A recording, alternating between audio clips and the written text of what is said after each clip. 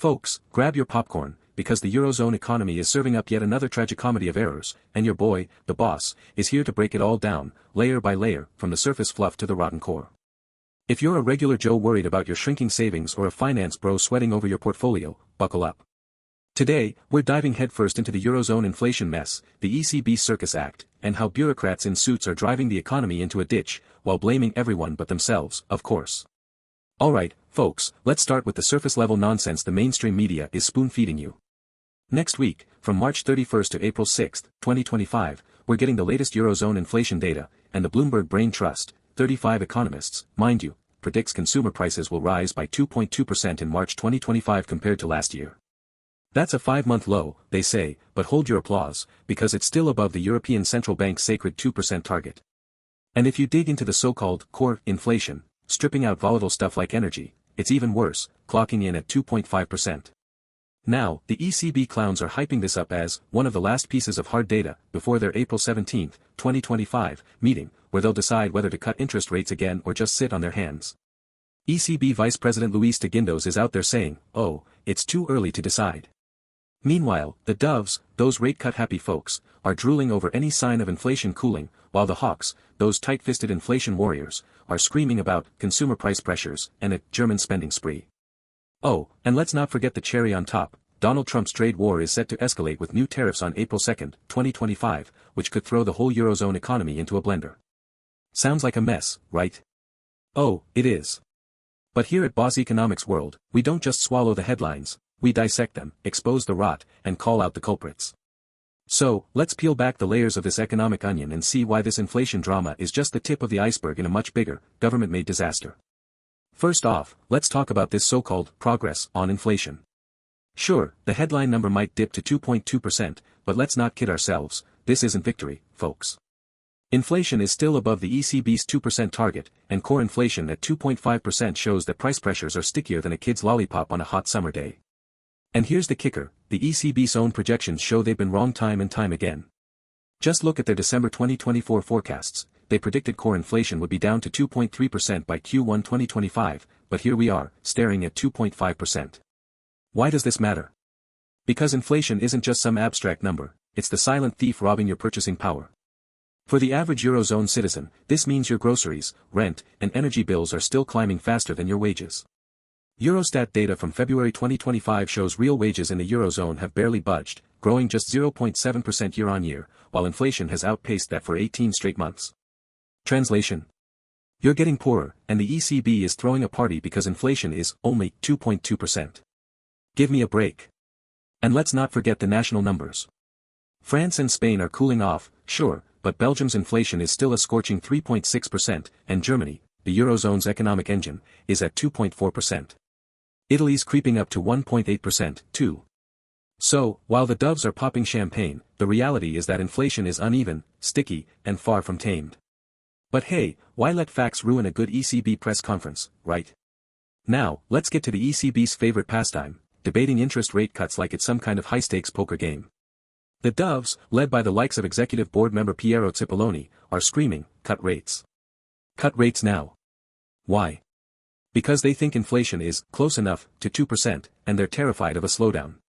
Cipollone even told Spanish newspaper Expansion that we are likely to reach our inflation objective sooner than our latest projections indicate. Oh, really? Based on what, your crystal ball? Because the data sure as heck doesn't back that up. Meanwhile, the hawks, like Bundesbank President Joachim Nagel, are warning against over-optimism.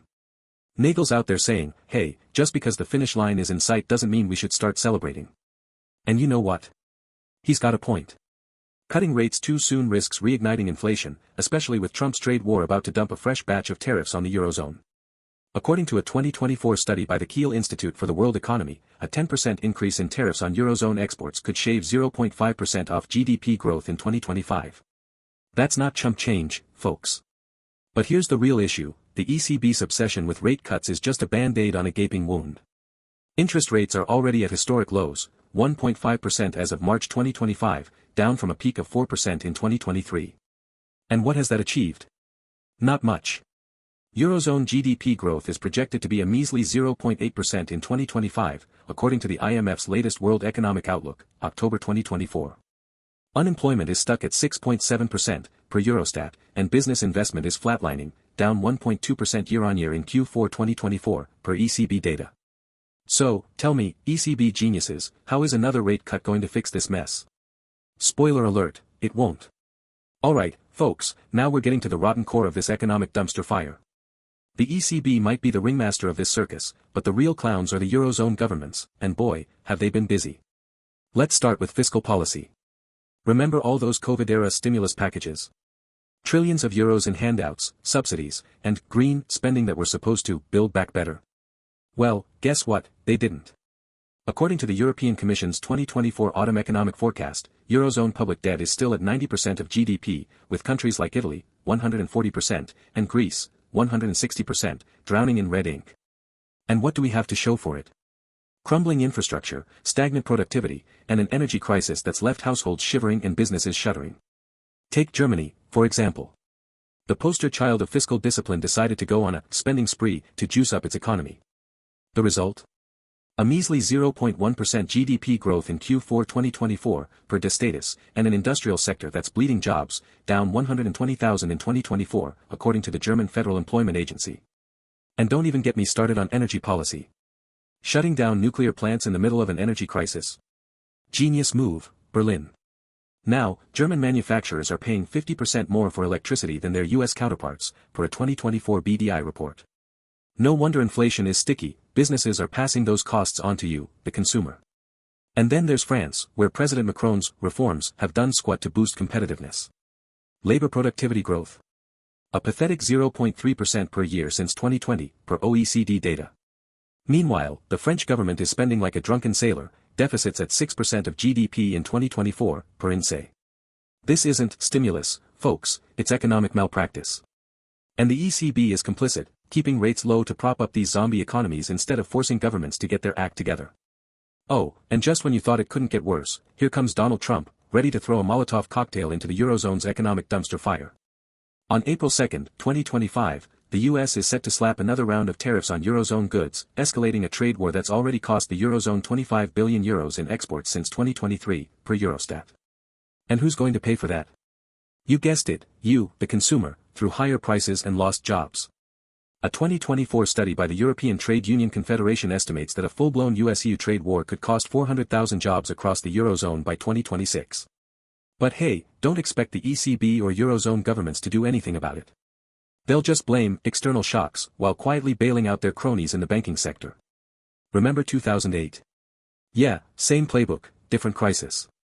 So, here's the deal, folks. This inflation drama isn't just about numbers, it's about a systemic failure of leadership. The ECB is too busy navel-gazing over rate cuts to address the real issues: fiscal irresponsibility, energy mismanagement, and a complete lack of structural reforms. Eurozone governments are too busy pandering to voters to make the tough choices needed to fix this mess. And now, with Trump's trade war on the horizon, the whole house of cards is about to come crashing down. What's the solution? Simple, but not easy. First, the ECB needs to grow a spine and stop enabling government profligacy, raise rates if necessary, and let inefficient economies feel the pain. Second, Eurozone governments need to slash wasteful spending, reform labor markets, and invest in real productivity drivers, not green boondoggles. And third, they need to stand up to Trump's tariffs with a unified trade strategy, not just roll over and play dead. But don't hold your breath, folks. These clowns would rather kick the can down the road than fix the mess they've made. And who pays the price? You, me, and every hardworking citizen of the Eurozone. So, stay sharp, stay skeptical, and keep watching Boss Economics World, because someone's gotta call out the circus, and you know the boss is always on the case. That's all for today, folks. Smash that like button, subscribe, and let me know in the comments, do you think the ECB will cut rates, or are they finally waking up to reality? Until next time, this is the boss, signing off.